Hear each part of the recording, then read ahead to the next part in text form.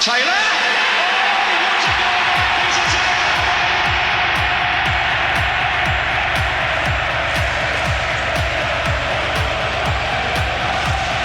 Welcome to Team of the 80s. My name's Gary Spencer.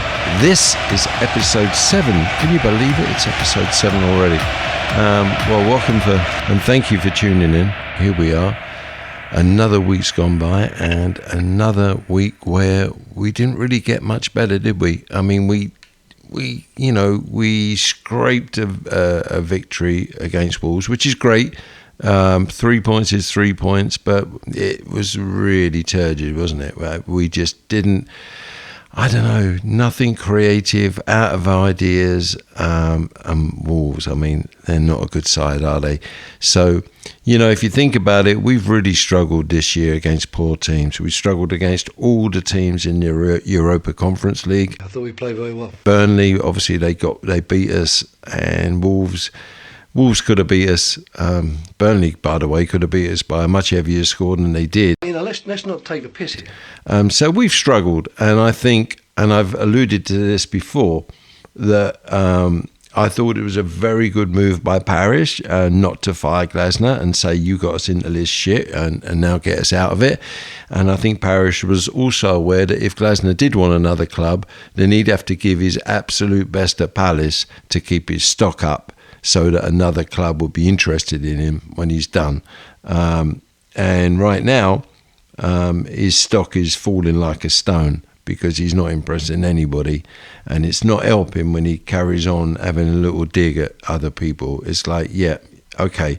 So we've sold a few players and we've had a few injuries, but nothing, absolutely nothing compared to what Roy Hodgson went through. And Roy Hodgson managed to get a tune out of the players. Sometimes the football wasn't pretty.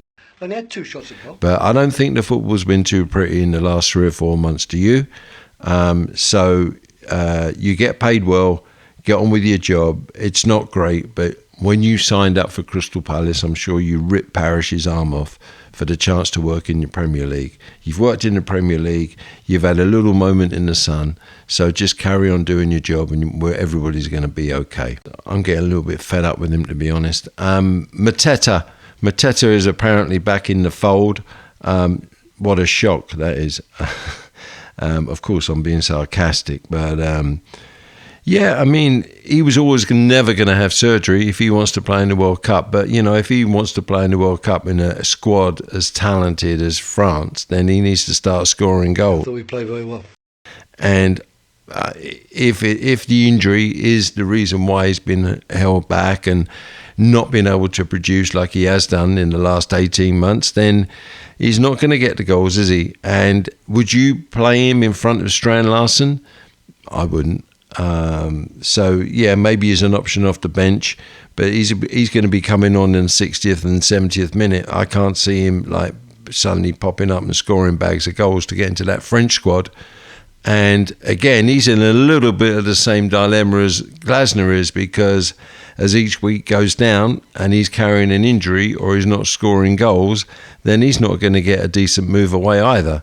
So he's also caught between the devil and the old deep blue sea there. So those two, I don't know. Thinking about the current squad and who we've bought, and there was a little rumour that Brennan Johnson's looking to get away. I don't know how true that is, or even if it's true at all. He looks uncomfortable, but then again, we've played him in about 15 different positions since he joined us, and he's only been with us a couple of months. Give the fella a chance. I think if he's played in the right position, he's going to deliver the good for us. He popped in a couple of great balls on Sunday, and just we weren't getting in the box to get on the end of them. But he's a good player, Brendan Johnson, and he's rapid. And I think he'll do a good job for a club like us, Crystal Palace.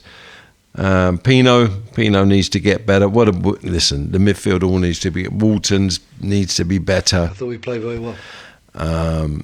Also, let's go back a little bit to when I was talking about players that have been sold. A lot of people have been saying, if we'd have got somebody to replace Gahey, and listen, Gahey was playing against Macclesfield and against those Europa Conference teams at the beginning at the end of last year before we got to this qualifying nonsense. So it's not just down to who we're bringing in. It's down to the players performing when they're on the pitch, and it's down to Glasner to come up with another option when he's playing against a low block. As for who... I have no words for this performance today. I would personally put in the side. I would always have Hughes in the side. The only problem with having Hughes in the side is he's a bit of a liability because he leaves a foot in there and he normally gets booked. Then he leaves himself open to get sending off. But for a player to get the ball, put his foot on the ball and then give it to somebody more creative, I'd have Hughes in there all day long. But anyway, that's my opinion. When Glasner does move on, who would you guys like to have as a manager? Have you thought about that? Because it's around the corner. Who would be your choice as the next Crystal Palace manager? I don't really fancy Southgate. I don't think Southgate is. I think he did a great job for England, by the way, but I don't think it's good for him. Club football didn't work out too well at Middlesbrough for him, and every day in with the boys is very different from meeting up a few times a year. So not for me, Southgate. I would personally go with somebody like Frank Lampard, but I don't see any reason why Frank Lampard would want to come to Palace. It'd be the same. Palace have probably got the same type of ambitions as Coventry, where they just need to stay in the division. But Lampard's done it all. He's been in the big dressing rooms. He's won the big trophies. He's played under the big managers. I'd even go for somebody like John Terry. But Terry would never probably manage another London club unless it was Chelsea. But again, with JT, he's done it all. He's won everything apart from a World Cup. And again, played under the greatest managers.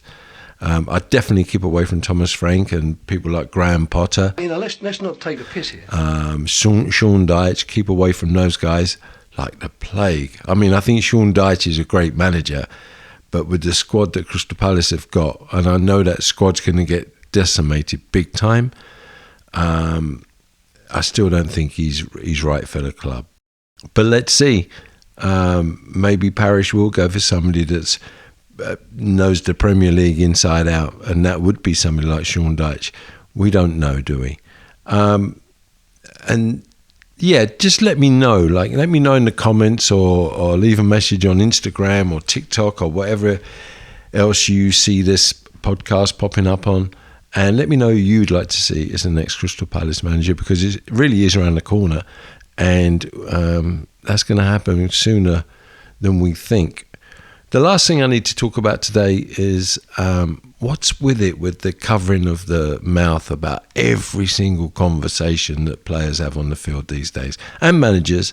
It's absolutely crazy to me that this, again, we're talking about John Terry just now. I think this all spiraled from the John Terry incident with Ferdinand, where the lip reader got involved, and since then it's become bigger and bigger, where players and managers and anybody else within 100 yards of that football pitch cover their mouth when they speak. Listen, boys, it's really not that interesting. But, back in the day when people never used to do that, it used to be quite entertaining, And I think sometimes we've lost a little bit of that character and entertainment these days. But there you go.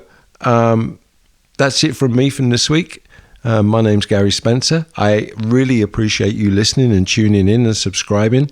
If you want to find me on the socials, I'm on Instagram or TikTok, or on YouTube, or wherever you listen to your podcast. So that's it for now, and I'll speak to you soon.